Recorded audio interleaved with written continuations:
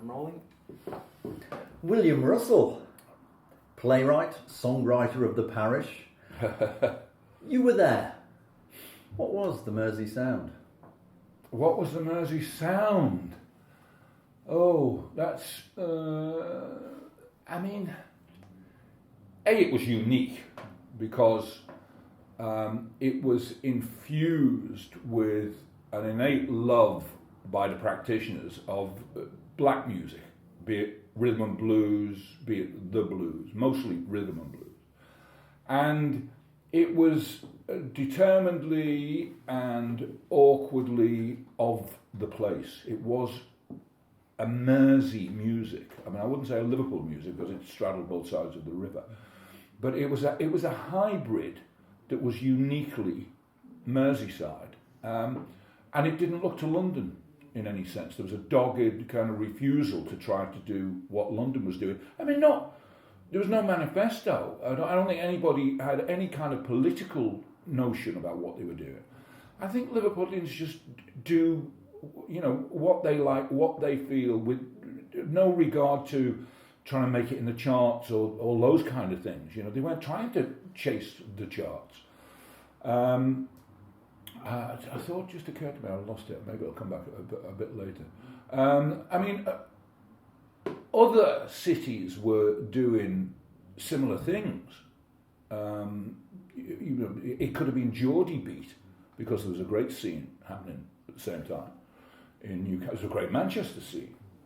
But I think we've got to say it because I'm sure it's the thing that's run all the way through this, the elephant in the room. The one thing that great bands, though Manchester had, Sheffield had, Newcastle had, they didn't have the Beatles, and that's the one thing that made all the difference. I mean, I think kind of like if you'd not had the Beatles, who then took that whole thing and used the Merseybeat element as a starting point that went into some of the most astounding musical areas. If you'd not had that, then Merseybeat would just be the kind of cultural reference that is something like Northern Soul. A great kind of movement, but it didn't break out into the rest of the world. Whereas the DNA of Merseybeat was still in the Beatles when they finished. Excellent. Can I take you back even further? Childhood. When did music first come into your life? Was there a particular sound, song? Was it a musical family? Yeah, but my family was a music. All working class families, close-knit kind of working class areres, I think were musical in those days. You have a piano? No, we didn't have. We did have a piano. It was chopped up one winter. Firewood. Yeah, no, it was that bad actually. Obviously, it wasn't a great piano. But my father, he was a terrific mouth harp player, button key chromatic, not a blues harp. And you play all the, sophisticated 30s, 40s tunes on that stuff. He was also a great spoons player, but he was an horrendous accordion player. And he had this 180 bass button key bloody thing. And he used to play it with no correlation between the left and the right hand. He could play the melody on the keys, but he seemed to think that all you need to do was hit a button on the left-hand side in some kind of tempo. And so you had this discordant man. He would go into a room and there was kind of paper-thin walls in the bungalow we lived in at the time at Knowsley. And he'd go into this room thinking that the rest of us couldn't hear this wailing, It was horrendous. Anyway, that apart. What sort of numbers was he playing? Oh, he'd be playing everything from, Cole Porter, Hoagie Carmichael. Again, like most kind of Liverpoolians, working class people, looked far more to America than to London, because it's always run through English life, that class thing, hasn't it? And if you were into that kind of Ted Heath, Joe Loss kind of orchestra arrangements, they were associated with Mayfair, and Mayfair was broadcast on the radio, and it was broadcast in the kind of tones that I'm adopting now, which was class. It was about, we are the people who tell you people how you should behave and where your place is. And so there was, in my family certainly, there was a deep, deep loathing of that patrician, we are the privileged, when it was applied to music. And so the view and the ear was turned to the Americas, where it was much more classless, Nobody was trying to tell you what to do. And it moved more, the American side of things. And so the stuff that was played tended to be more American, I would say. But also, in the area where I lived,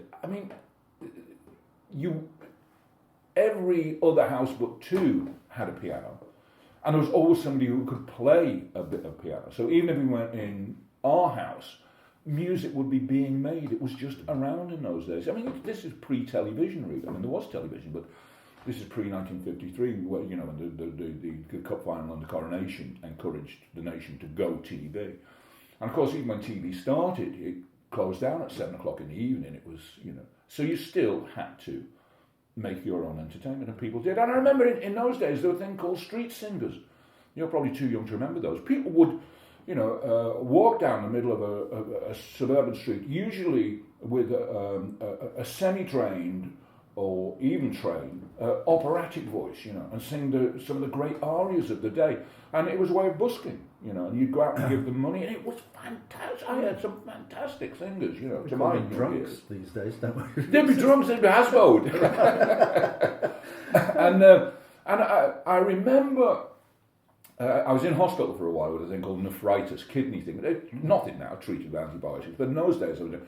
And I remember used to listen a lot to, because I was bored rigid, in this hospital for what felt like months.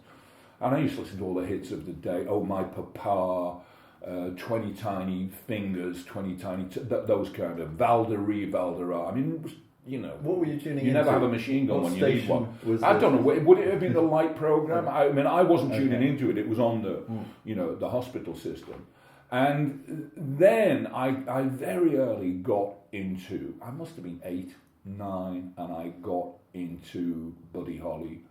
I even had Chuck Berry at early that age, Little Richard. Elvis, because Elvis had hit. My cousin Dorothy was a huge Elvis fan. Lonnie was a massive, Lonnie was. I remember probably the record that I first began to play was owned by a mate of mine there called Anthony Neal, and he had Put It on the Style. Oh my God, I played that record to death. I just loved it so much, It's a great lyric, but there was just something in the way it moved that got you down there. Where that was the great strength of rock music, pop music, whatever. That's where it got you. Before the lyrics ever got me, it would always be the sound of the record. And then I remember, underneath the rickety old lamppost that was outside our house in Knowsley. I remember being outside there one night in the dark, and young kids, you gather around like moths around a bit of light source. And we were out, and this kid, an older kid, started to sing Dream Lover. And it was the most enchanting, devastating. And I suddenly realised that these people that I'd been listening to on the radio, even seen on the telly by now, they were real people. Real people could make this sound, It was just, an incredible thing to hear Dream Lover sound like that. And that was another thing that kind of got me hooked. Did this encourage you to pick up a guitar? Not at all. Instrument of any kind? No, I think I was bought a guitar very early on because of the love of the music. And it was like, it was a Spanish, probably nylon string guitar. And when I took a look at that and plucked it, I couldn't work out how you were ever on this thing gonna do da da da da da. It was not gonna happen. So it went into the corner, it collected dust, and then cut ahead a few years, and I was out on my bike, and a lad who was older than us, we started talking to me and Tom Evans, in fact, later in Badfinger. And me and Tom, we were brought up on the same estate, we were great mates. He was a massive Everleigh fan, I was a massive Buddy Holly fan by then. And this older kid from our school. He'd started work, and me and Tommy had started going to things on our own, things like the Moss Empire shows. You know, we'd been to see the Shadows, and even though we weren't great Shadows fans, seeing Fender Stratocasters, you know, the light bouncing off them, you know, it was kind of good stuff. And I think we were probably bragging a bit to this lad, and he said, yeah, that's all right. He said, but I go to Cave. I went, the what? The Cave? The Cavern? What's... He said, you know, because I work in Dale Street in an office, you know. He said, and I go every lunchtime. Every lunch hour. We went, what is it? He said, oh, you get some fantastic...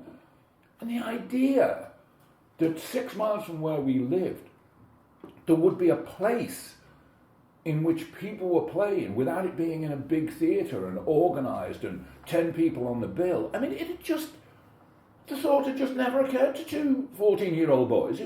Why would it, you know? And not long after that, we both persuaded our parents that we were going out on a Sunday night. And we went, you know, we found a cabin, had that first whiff of intoxicating, rotting fruit mixed with cheap perfume, mixed with the wonderful disinfectant smell that everybody talks about, you know. You remember going down those stairs? Going downstairs, and really terrified that we wouldn't get in, you know, because we're only 14. Did you look 14? No, I always looked older, and Tom was a bit shorter than me. But you see, it didn't sell alcohol. No. So it was fine, you know. And we got down, and I think we had to join, 1 of 6, you know, we had to sign a thing and that, and we were in. And we were watching people like, I don't know, Shane Fenton, and, you know, that you know, those kind of bands, and they did have Fenders, and we were so near to the stage, and these wonderful smells, and these fantastic looking girls, and I remember a guy called Perry used to be there, real dude, you know, used to do we'd never seen the Cavern stomp, you know, and completely new way of dancing. We were blown away, and we'd not gone down to see a particular band, and we had to get back to Knowsley, and buses used to stop in those days, and so, you know, we were going to leave at 9 o'clock to get back home for the curfew. We'd been told, make sure you're back here for bloody 10 o'clock and all that kind of stuff, you know. And we were just about to go when we saw these aliens walk onto the stage, you know, with their hair combed down like nobody had ever seen anybody in Britain with hair like that, you know, and dressed in black. And then we saw these Vox AC30s come on. You know, we'd never seen, and then a guitar that looked like a fiddle, you know, was brought on, and then we thought we had to see the start of this, you know. And it must have been about, by this time, it must have been 9:30 when the Beatles kicked into Some Other Guy. That was the world. One world ended and a new world began. You know, it was just. It was the end of any attempt to carry on, you know, struggling at school for me, and so it was sagging and going down to the cabin every lunch hour when the Beatles were on, and I just became, and Tom, a fortnight later, he had a guitar. I bought what I thought was a guitar. It was a cheese cutter. I mean, the strings were that far off the fretboard, you really could cut cheddar on it, you know, and I didn't even know any different. And within weeks, I mean, Tommy was playing, you know, really kind of quality. He was a gifted player, you know. I had to wait for Bob Dylan to come along and show that, you know, you could do it with 3 chords if you were clever with words and that kind of stuff, and you know, find that example. But that's, you know, when all that kind of stuff first took off for me was with Tom, who, as I say, later went on, was using a band called I can't remember the first Liverpool band, which is in the Ivies. Ivies. And then, of course, he joined with the Welsh Brigade, and they formed Badfinger. And I always thought I'd see Tom again. Always thought it'd be, and you know, crazy things. And I remember the day that the film of Educating Rita premiered, a day after, and I was in Bold Street, and the way you did in those days, because there was no internet, you bought the papers to see your reviews, you know, and I opened this copy of the Times or the Guardian, and it reported the death of Tom Evans, you know. I realised it would never happen, you know. You described the impact the Beatles had. Was that the impact you felt at that time, or is that sort of down the ears, rose-tinted specs? You know, was it that instant? I have said this time and time again in interview after interview. You know, we knew at that moment, right, that we were part of history. The second that you heard Some Other Guy, you just knew this was going to happen. You know, that was it. You know, this was so extraordinary. This coming together, you know, this sound that was made, and I know Ringo wasn't even in yet. You know, we were there the day I was at the lunchtime when he first played, and George got smacked in the eye. You know, saw it happen. But you just knew that nothing could hold this in. You know, it was just a new way, as it turned out to be. So this is going on underground. Yep. Up above, Liverpool. Yep. What are your memories of Liverpool? Growing up in Liverpool, I mean, how was the city? How is the city remembered by you from that period? Because it was certainly beaten and battered, wasn't it, after the war? It was. Hadn't really been rebuilt. The prime memory. I mean, don't forget, for me, because we'd been moved out to this place called Knowsley on Lord Derby's land, and a little, you know, estate of prefabricated bungalows, Nissen huts. I mean, it looked like Stalag 17. You know, that's what it looked like, kind of blocks. I mean, real sub housing, but we loved it because it was about 300 of these bungalows with Liverpool speakers. So there's a Liverpool culture plonked down in the middle of the most stunning rural setting, you know. But it meant that if we went to town, we had to go to, you know, you had to get 2 buses, you had to get a bus to Page Moss, wait around, get frozen to death in the winter, then get another bus, get into town, you know. So there was a slight kind of, you know, we were going to a slightly frightening, slightly exotic, but my abiding memory is of the blackness. What people forget now is that all these magnificent Victorian buildings were pitted with soot, and they were only cleaned in I think it was the early 70s, the sandblasting started. So it was of the blackness of these kind of great mausoleum-looking places. It was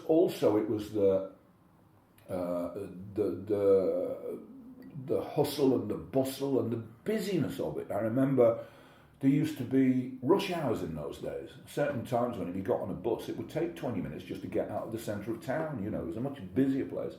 The one place that I always remember it was lit up Lime Street. I don't know if you remember that area where there were a fantastic, lit glass, fluorescent tubes and advertising Schweppes. And, right. All that area now that's become St John's Market, right, from the cinema that would be going down towards Piccadilly Gardens. That was always lit up, and that was really rather kind of exotic area, you know. Like Piccadilly Circus. Yes, it was like Piccadilly, mini Piccadilly Circus. And of course, the other thing is town was very bright with that kind of architectural decoration anyway, because there were so many cinemas. Because cinema was such a massive thing in those days. What were you seeing? What was I seeing? Springs to mind? Did it matter? I used to go when I was a little kid, and we used to go into town. We'd go to the news cartoon cinema. It was on the Loop.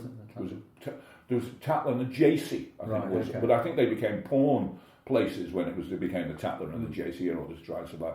I only seriously started going to the theatre when I was older, and I used to. I got to that kind of 15, 16 probably, and you know, you got the horn so much, you just go see anything if you thought it was X-rated, and you might see a flash of tit or whatever, you know. So we'd go to see things like Taste of Honey. Wow, that sounds really erotic. Now, of course, it wasn't remotely, but we were seeing great films, and it was the British New Wave, you know. Saturday, Sunday, Billy Liar, kind of love it. God, I Whistle Down the Wind. Whistle, fantastic. And so they were the kind of films that I was seeing. You mentioned the Beatles. There were a few other bands out there. There were indeed. When did it occur to you that there was an actual music scene across Merseyside? Did that suddenly hit? I think a lot of venues. From the first time we went to the Cavern, we knew that there was a scene because there were so many bands on in one night at the Cavern, you know. And then we got to know about, you know, the Sink, the Downbeat, the Mardy, places like that. But I very rarely went to any of the clubs. I was a complete, I'm Beatle, you know. Yeah. I mean, occasionally I'd turn up and the Beatles would have been scheduled for a lunchtime session, and I'd get there and there'd been a last minute cancellation or cock-up or something, and the Big Three were on. Now, Big Three were really revered at the time, but for me, it just didn't cut it. I don't know what it is, but I've never been a fan of The Who. I've never been a fan of that trio kind of line, thing.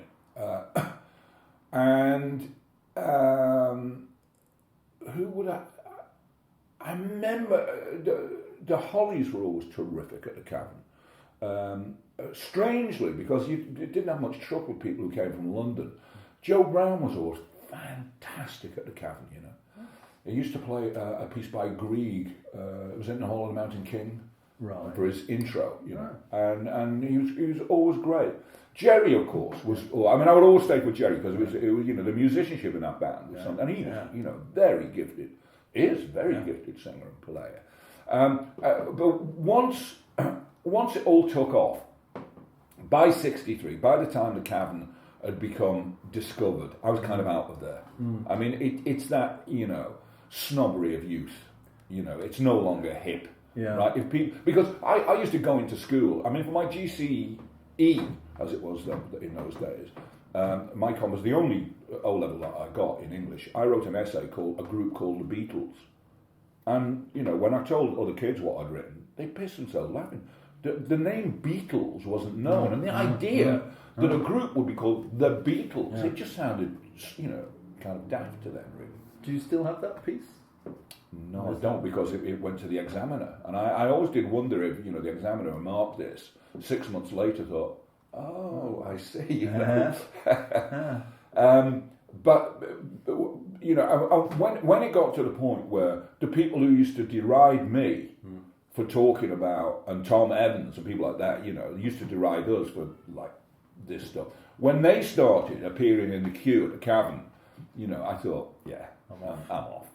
You know, it had got, and there was no doubt about it. There was a certain decadence about it, you know, and people they were playing to the gallery. They were trying to get the record contract, and who can blame them? You know, completely understood that. You were aware that London had descended on Liverpool. You could not be, because you know, they were putting out stupid programs, and you know, the Cavern Stomp, and they were trying to make it into like hype the Big Three in order that they can be sold on the London kind of scene, you know, that horrible, sleazy, light entertainment kind of culture, you know, was corrupting something that had been so pure, you know, and so ballsy. You know, and people say, and it kind of gets my goat when people rush to that daft comparison between the Stones and the Beatles. What's the point of comparing, you know?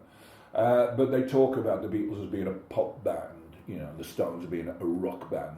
Good God, if you'd heard the Beatles in their Cavern set, and as I often say, a John and Paul song was a rarity in those days. It was hard ass. I mean, I wrote about it in John Paul, John Ringo and Bert, my play about the Beatles, and there's a speech that Bert makes about when he gets off the bus, you know, in North John Street. As soon as his foot hits the pavement, he knows if he's missed the opening of the Beatles set, because he can feel the bass cabinet there. And it was like that, you know. It was so heavy, such heavy music. Other music was available. It was, and it's quite a scene in Liverpool. Well, it was. I really liked, there were a couple of bands that I really loved. One was Dennison's and the Mojos. Both terrific bands, you know. One of them, I can't remember which Lewis one. Collins? Was Lewis Collins in a Mojo? Oh, so I would have seen Lewis there in that. Yeah. Dennison's later on, not at the Cavern, I started to go with another friend of mine, Alan Davis, to the Locarno, and my memory of it is that the the Undertakers, were a kind of a permanent gig there on a Thursday night, you know, and I absolutely came to love them, you know, really loved them. But by that time, you were going there, like at the Cavern, never went there to try and cop off, you know. I never danced when I was there. Absolutely for the music. And it was true of a lot of lads, I think. You see in pictures, a lot of those, you know, just looking at the stage, you know, it's lads in there, right, who, you know. By the time I was going to the Locarno, I think music was secondary. I think it was girls, you know. So where did you go to cop off? So it's the Locarno. Couldn't do it. I was the world's worst, you know. It was terrible. So, you know, that was the major reason for going there. Country folk music, there's a folk scene, there was an art scene across Liverpool. There was, and of course, were you colliding no, with that? I had 60, we're talking now 60, well, what happened with me was,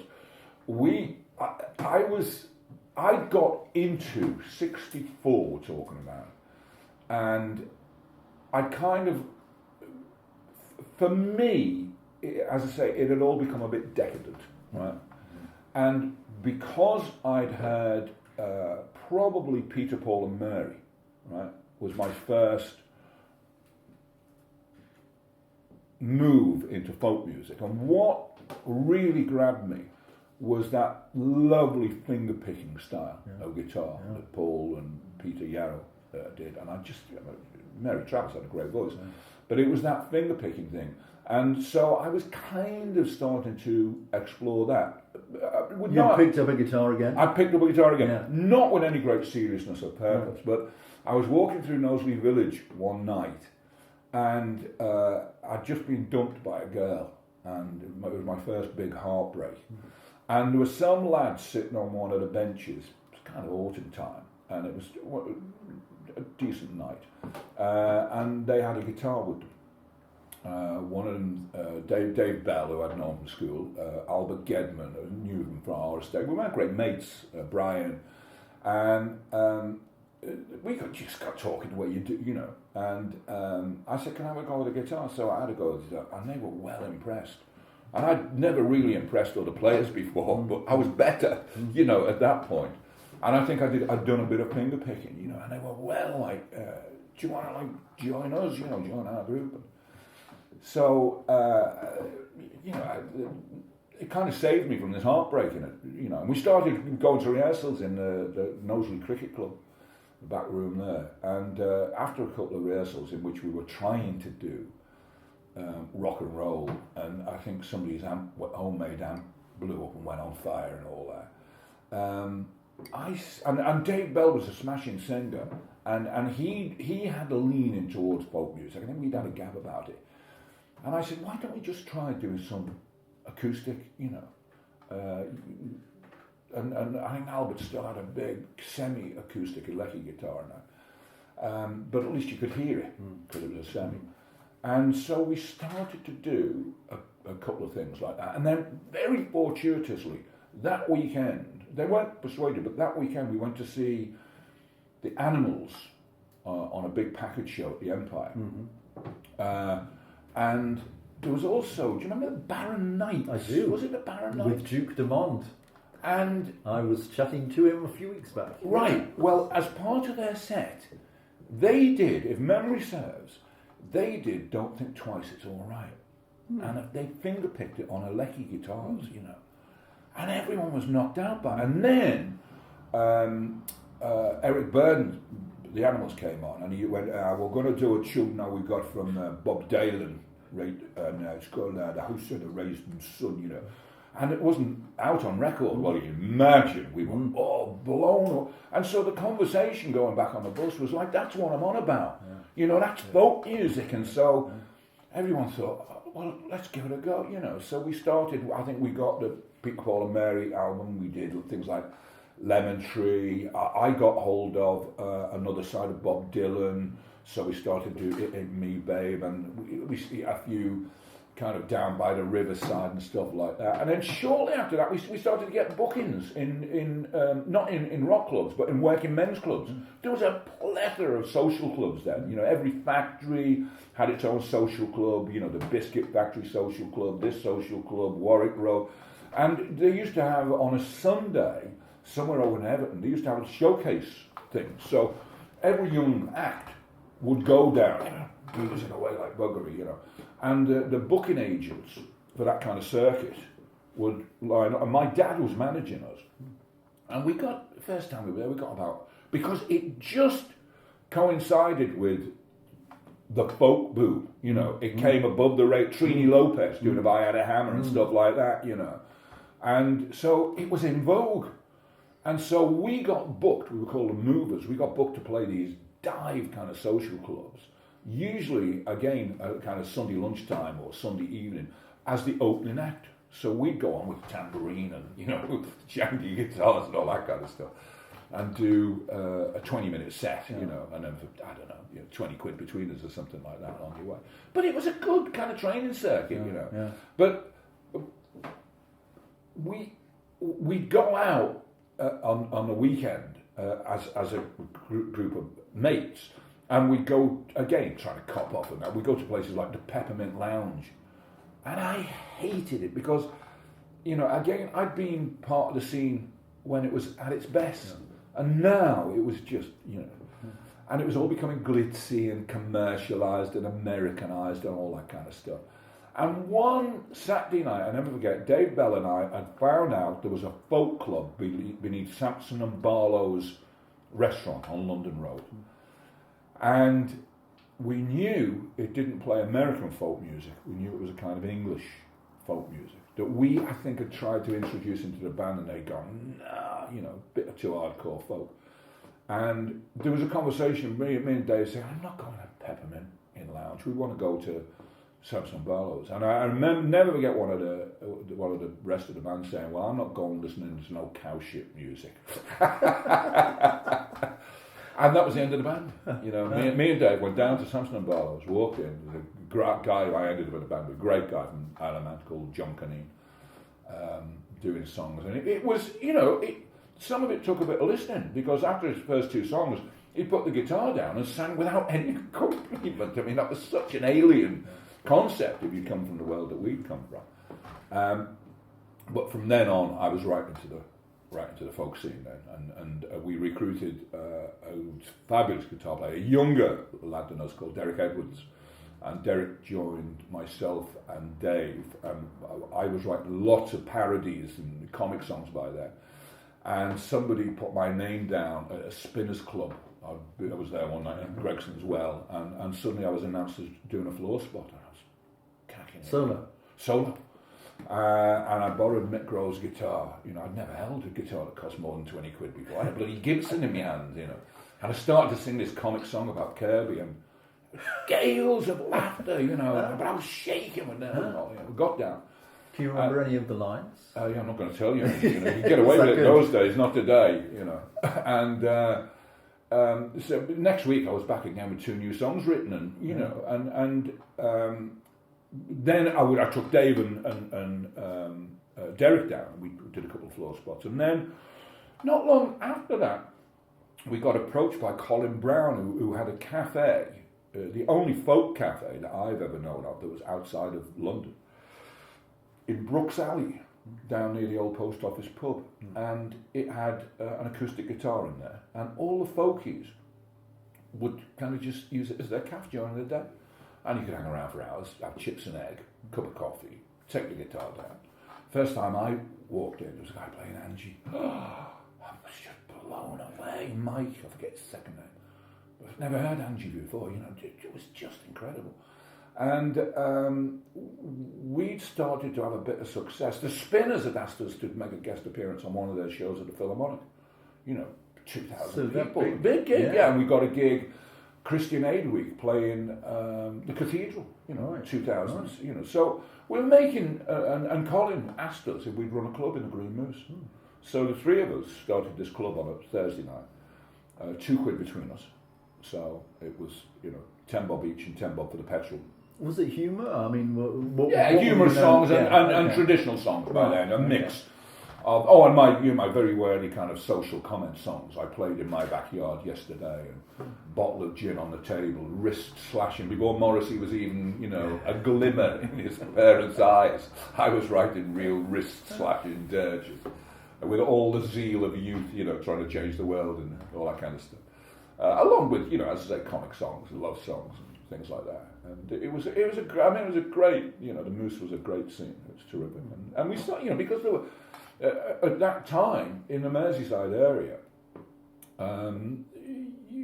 if I had somebody like Barbara Dixon, I'd invite Barbara down, and Barbara could do a Merseyside tour, from our house, because there were so many folk clubs around the place, and so we were out playing every night of the week, either a paid gig, or we'd go to a floor spot, or we'd go to sessions and that kind of thing. We did that up until about 69, 69, 70, that period. So you already knew Barbara? I knew Barbara because on the she was hitching from London to Edinburgh with a great friend of mine called Titch Freer, who had been in a partnership with Davy Johnson, who's now Elton John's guitarist and MD. And they got stranded, and Titch realised that we didn't live too far from the East Lancs. So he decided to call in, at least, get cleaned up, have a meal before they went back on the road hitching again. And they got them, and my mum fed them, and she said, our Billy, because I was not even Willy then to my parents, our Billy's in town at one of those folk club places, and he's getting married in the morning, the night before I got married. And I'd gone along to folk club. And then Titch appeared, who I knew, and introduced me to Barbara, and I didn't know from Adam, and she did a floor spot, and she killed the place, it was just, what a voice. And so I got to know her through that, and then I'd written a very early play, and she recorded very early, Barbara, and I needed a track for this play. And there was a song of Archie Fisher's called The Climb that she'd recorded, and we used it in the show, and then took it to Edinburgh. This is about 72 by now, and Barbara had come along to see the show, and we What was the name? We kept up with each other. It was called Keep Your Eyes Down. It was part of a triple bill called Blind Scouts. I had 3 players, a lunchtime play and then a double bill in the evening. And because of that Scottish connection, I had lots of kind of mates in the kind of folky world. Right. So I tended to operate between Merseyside and Edinburgh. And then out of that, you started looking back, John Paul, George, Ringo and Bert. You realised there was a tale. The last time I had anything to do with Barbara doing work in the Merseyside area, I was in the middle of writing John Paul, George, Ringo and Bert. How did that come about? And what was How did what come about? John Paul, George, Ringo and Bert. I mean, what was the inspiration, if you like? I'd written a couple of pieces. That's early. That's early, isn't it? Really, to be looking back. Early 70s? It's early 70s, yeah. I'd done this show in Edinburgh that included the track of Barbara's. While I was in Edinburgh, John McGrath, the playwright who'd helped really carve out what the Everyman was going to be with the director Alan Dosser, fabulous playwright, John, and very much kind of in awe of him. But he came in to see our lunchtime show, which was a spoof of Sam O'Shanter, 50 minutes, reset, modernised, set in Liverpool. The horse now has changed to my old van and stuff like that. I mean, really broad comedy. I was the narrator in it. And John was so knocked out by it. Alan Dosser was coming up to Edinburgh the weekend of our last performance, and John said to Dosser, "You've got to go see the work of this Liverpudlian lad." And Dosser was on a promise with some woman. He didn't want to see the show. And he had to have his arm really badly twisted, and he came to see the show. And I met him afterwards in the pub, and he said, "When you get back to Liverpool, come to the theatre and see me." I'd already submitted stuff to the Everyman and had it kind of overlooked. But I got down there, and he said to me, "Will you adapt an Alan Plater play that's set in Hull? We need it resetting in Liverpool." So I did my first professional job for the Everyman in 73. It was an adaptation. And then the Everyman had this guerrilla organisation called Van Load, and it was 5 actors in a van, and they take a specially written hour piece out into non-theatre environments, right? The idea was to take theatre. Certain people would not come into the theatre, right? So the idea was to take the theatre out to them in some of the hardest,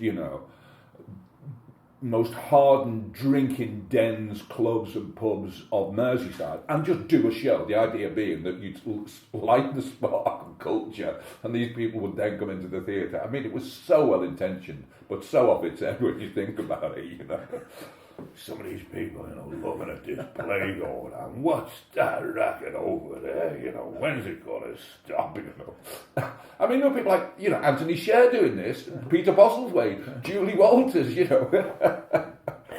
And, I mean, people think of them as lovies, they didn't have to go through it to get where they got to, and I'd written a musical version now of Tamashanka for Van Load. And the second night it played, it was in Everton. And Alan Dosser said to me, Manchester has done a show about the Beatles. He said, I want to go over and see it. And I want to take you with me. I said, oh. And Alan knew nothing about popular music. I knew that, I said, why? He said, well, I've been told Manchester shouldn't be doing it. We should be doing a show. I said, oh, I'll come over. So I went over, saw this show, and I could see immediately, I mean, all the dialogue in it had been culled from existing biographies. Right. So it just didn't work well enough, and it slavishly followed a chronology. But what was extraordinary was, it was the first time I saw Bernard Hill, because Bernard played John Lennon in it. And so on the way back, Alan Dosser, the director, said to me, all right, would you adapt that for us? And this, fledgling teacher by now, part-time playwright, has the arrogance that any young writer needs, I'm sorry to say, no, I'll write you a piece myself. And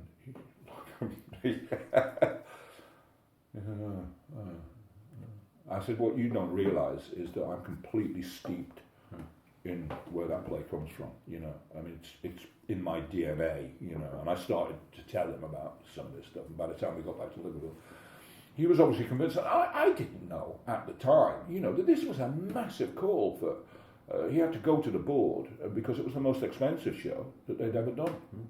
And very quickly, there was a band around at the time called Sticky George. Remember Sticky George? There was slightly art house. Right. A band, came out of that. And Alan said, so, I know the actors I want to play the Beatles. Jonathan Pryce was going to play Lennon at that point. Anthony Sher, Philip Joseph, Trevor Eve, George Costigan was going to play Bert. And he said, and we'll bring in Sticky George to do the music Beatles. And I just knew this was such folly. Right. Because, I was going to write in tracks like Lucy in the Sky, tracks that the Beatles themselves had never played live. They'd been conceived in a recording studio. There wasn't the equipment in the early 1970s, to convincingly play those tracks. It just didn't exist. And so I knew it was going to be a disaster. I didn't say anything at the time, because everyone was really fond of Sticky George. They're a great band and that, but, and at the same time, Barbara was staying with me, and I was saying, I'm working on this show about the Beatles, but, once I finished it, I've got to write something that we can use your voice in, Barbara. It would be fantastic if I'd write something based upon a traditional ballad, Little Musgrave, or Sir Patrick Spens, or, one of the great epic child ballads. That's what, because Barbara came from the folk scene, I was only thinking of her in folk terms. And as part of that tour, I had to go and pick her up from a folk club in Rainford. And when I got there, they were having a little bit of a stay back. And there was a piano there. And at some point, Barbara sat down at this piano. Someone was playing guitar. And she started thumping out chords to Stuck in the Middle with You. I didn't know she could play a piano. And it was a revelation, Wow, what a sound that is. Barbara came back to our house, stayed over, finished the tour, went home, The following Sunday, I thought, this, John Paul Jones, this is, because I'd now seen her play the piano. And what I wouldn't have done is have a folky Beatles kind of player. That wouldn't have done at all. But piano is, as we know, an entire orchestra. So I called her up. She was terrified. No, I couldn't. No, absolutely no. Now, very unusually in the folk scene, Barbara was being managed at that time. Bernard, I forgot Bernard's second name. And ruthlessly managed. He put her fee up from £15 to £19 when I booked her into my college, so he wasn't the most popular guy on the block. But I knew he had sway, and I called him up and I said, I'm trying to persuade Barbara. He said, leave it to me. Because he knew the main chance, and he could see, he could immediately see that this could completely change things, you know. And so 2 days later, I got a call back saying, Barbara's going to do it. And so we brought Barbara down. She had to audition. Well, first of all, I had to persuade Alan Dosser and Chris Bond, who was associate director, against their better judgment, you know, that it should be this woman. And they were very... I remember I had to go over to their house. They both lived in the same house in Sefton Park. And I took Barbara's record with me. I played them a track called Winter. Staggering. And it started off with, well, let's listen to this, you know. And they both grudgingly said, all right, well, we'll see her, you know. And she came down to the theatre. All the company were out on tour. And there wasn't even a piano, there was a harmonium. And she sat on stage playing this harmonium. And as she was in the middle of, I think it was Here Comes the Sun, on harmonium, the company that had been on tour came into the auditorium, and every one of them just stopped in their tracks, just lowered themselves into a seat. And she didn't know she had an audience behind her, you know. It just, wow, kicked off. But then, even then, you know, I think the wage in the company then was about £48 a week, and Bernard negotiated a fee of £54 a week for Barbara. It was taking a real hit, you know. She could play 7 folk clubs, 19 quid, do the sums, you know. I won't say who. One of the company actually, you got a strike together, you know, because it was breaking parity, and somebody was getting more than them. So, and it almost nearly fell apart because of that. But fortunately, good sense prevailed. And Barbara opened in it. You know, the world was never the same again for any of it.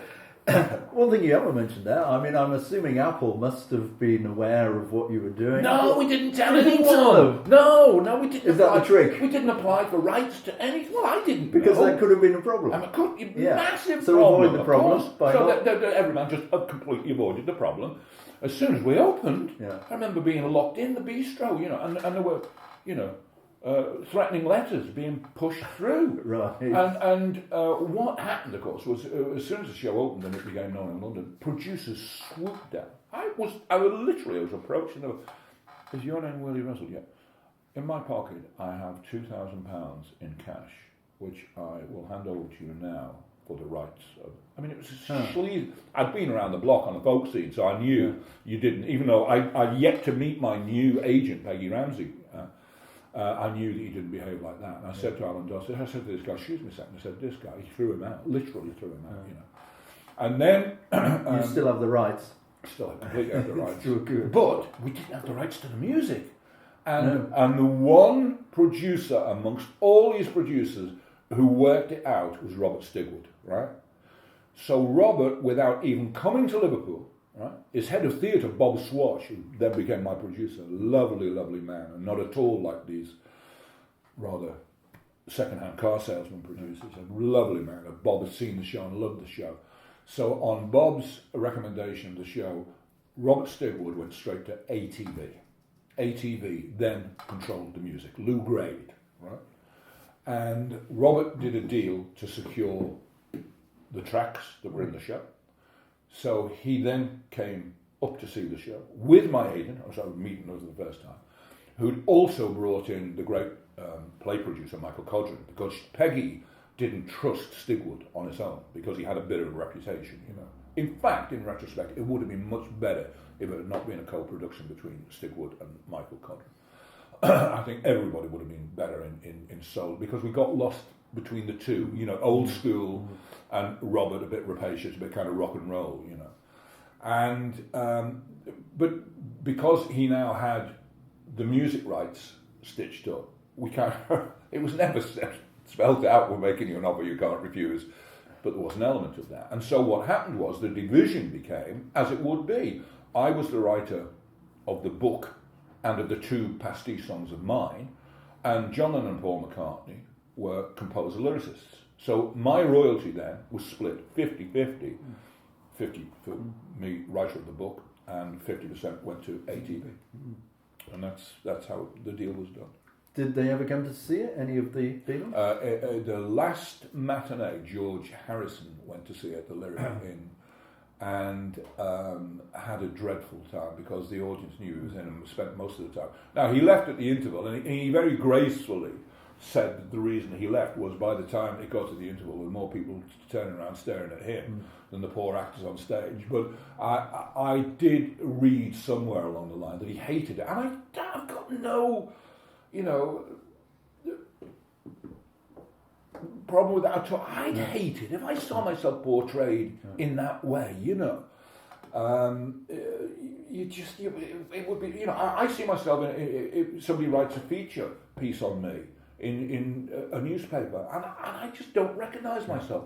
It's like I've been dissembled and reassembled with everything that's just slightly out, So I'd never had any problem with that. The only problem I ever had was Paul badmouthed it, and Paul badmouthed it on the basis of it had been done on the forerunner of the South Bank show program called Full House, and I'd said to whoever was filming it, don't go in close because Tony has got 3 hours makeup job to do the prosthetic nose and all that, and which is fine in a theatre, you're not up close, but cameras will reveal that. And again, the musically, the back line, they just didn't, record it, and it looked and sounded a mess.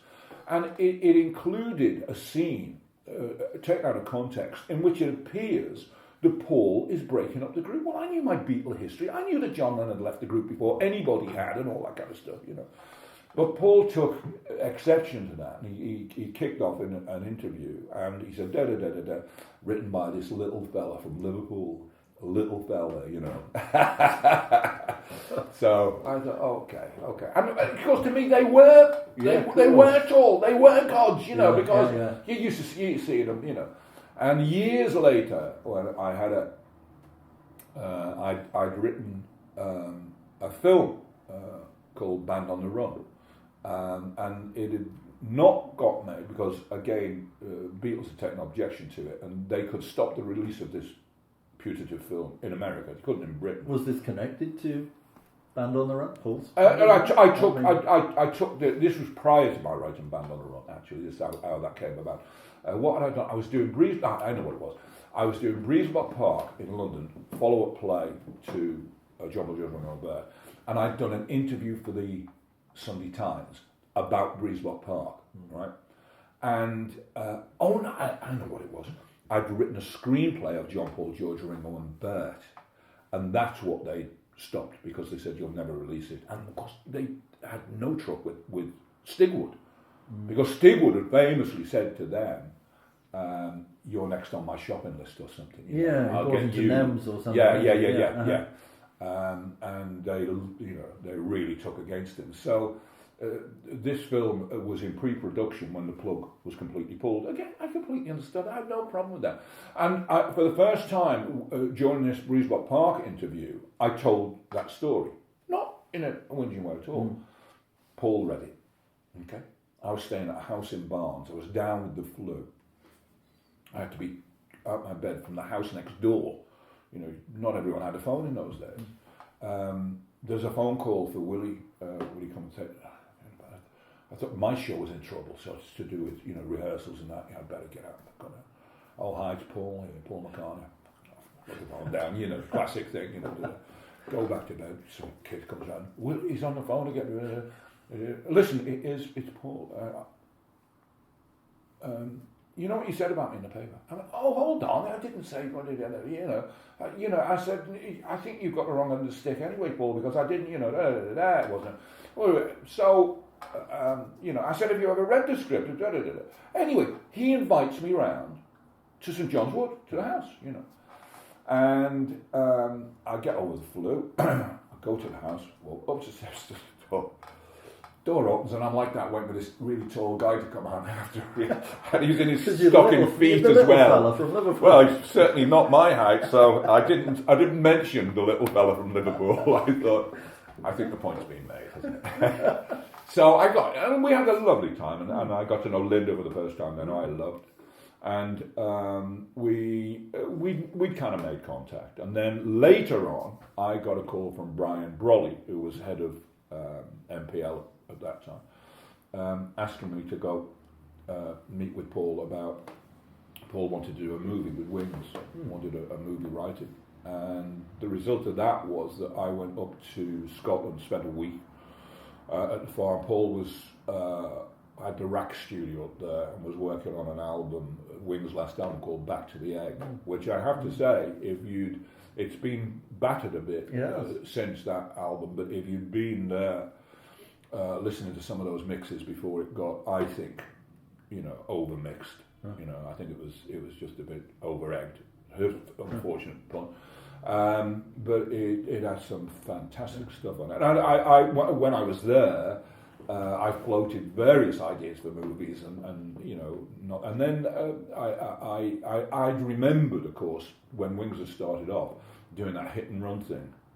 Just turn up in a university town, doing a gig that night at 50p, and I understood that the liberation that Paul sought. He wanted to get away from the massive Beatle thing on his back and go back to being, a simple... I mean, you can't do it when you're Paul and you're carrying all that with you, But I had really admired the fact that he was trying to do that. And so I thought, there's a movie in this. And so what I did was I wrote about a figure of Paul's stature, a solo singer, a kind of Sinatra-esque, playing the Royal Festival Hall, a guy called Jet, right?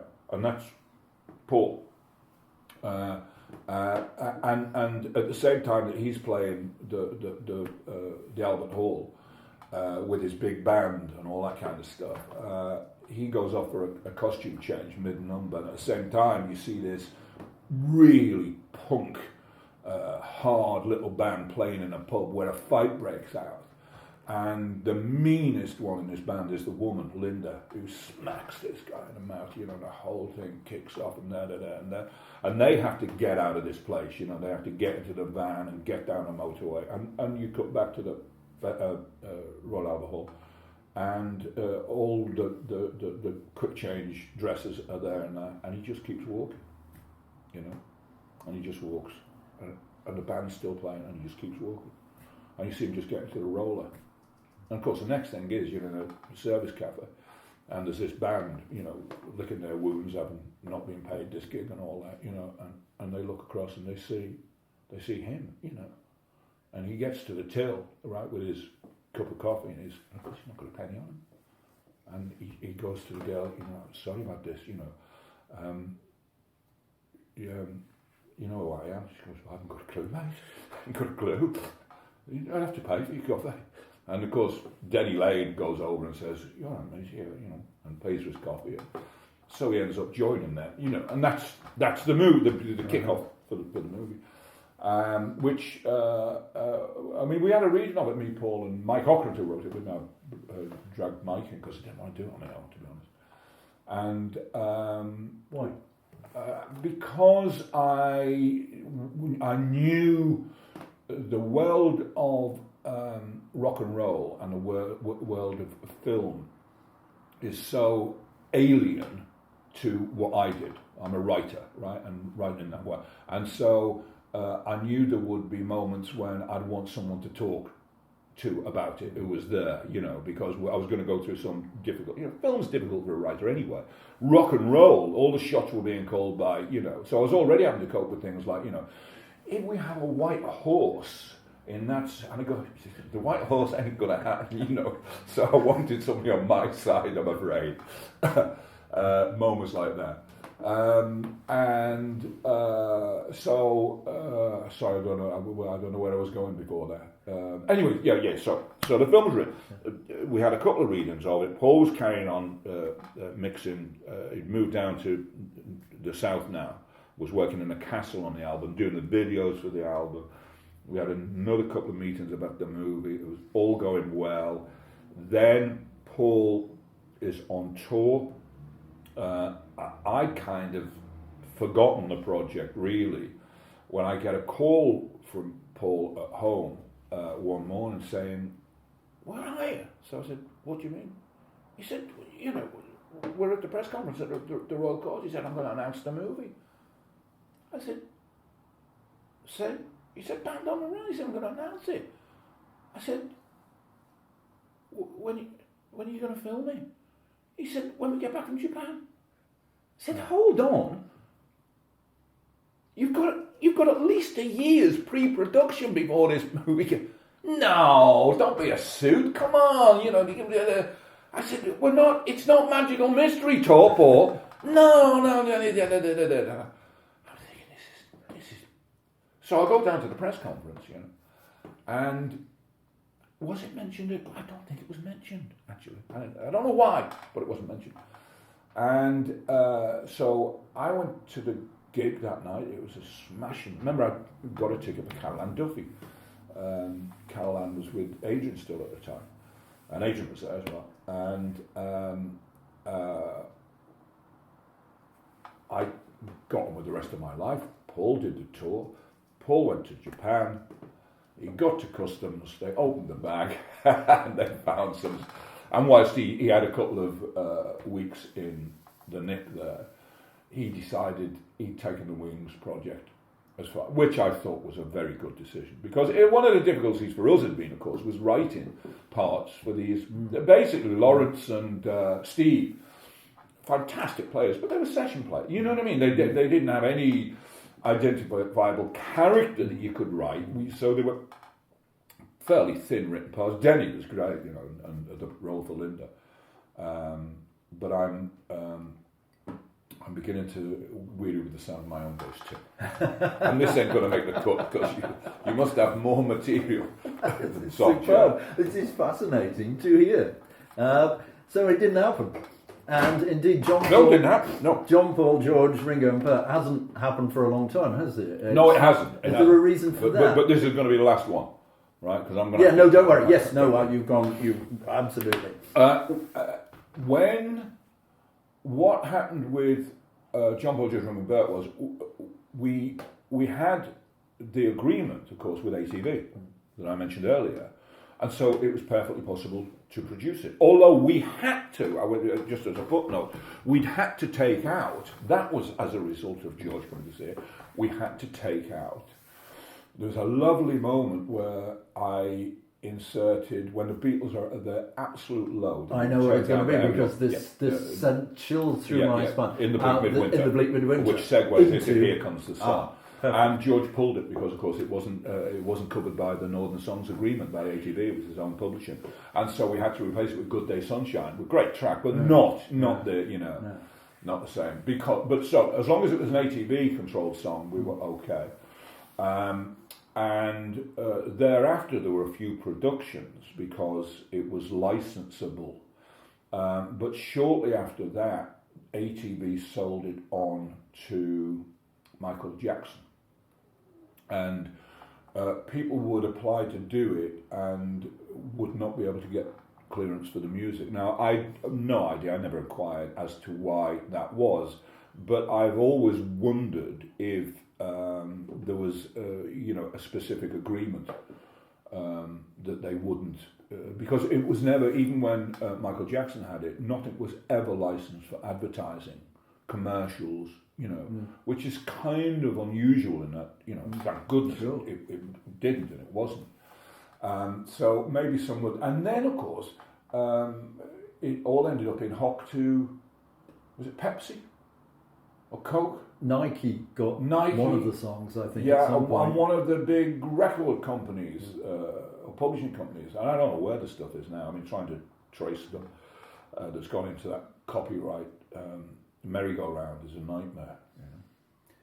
I know that was the last one, but any pull to do the story of the Mersey Sound, where you're not tied into songs, copyright and so on? Any pull back to your youth to actually create the story of the Mersey Sound outside of the Beatles? No. Just no, because I've done John Paul Jones, but you know, I don't want to go back. You know, my take on it. But we can't see it, can we? And I, you know, there have been Cavern of Dreams that, you know, Spencer Lee had a massive hand in. You know, Carol Ann wrote the script, but when she was still, you know, she's still playwright, just got a show on the National. I think there's a show to be written. Yeah. I still think there's a show to be written. There was that TV series that did a fictionalised version of it a few years, about 10, 12 years ago. I can't remember the name of it, but it didn't really get there. More interestingly, what I've tried to find a way into and never been able to is I've always wanted to set something. I'd love to do it at telly, but having an idea doesn't mean to say that it will ever happen. But I've always thought it would be terrific if there was a piece of ongoing drama set in that Liverpool world of the arts and writing, you know, when the poets were around, because it touched the music, you know, and it touched theatre, and it touched, you know, that kind of Liverpool. I don't want to say it's not literary Liverpool, it's not arty Liverpool, it's not rock and roll, but it's all those things, you know. And if you can find the right, it would have to be, I think, a fiction. If you came up with the right fiction that then set itself in that reality, I think it could be terrific. If you're a slave to actuality, it usually ends up as kind of documentary-ish and rather thin. Yeah. And to play you out one song from the period, what would it be? It would have to be, but it was never recorded. It would have to be the Beatles version of some other guy. Excellent. Willy Russell, absolute joy. Pleasure. Thank you so much. Pleasure.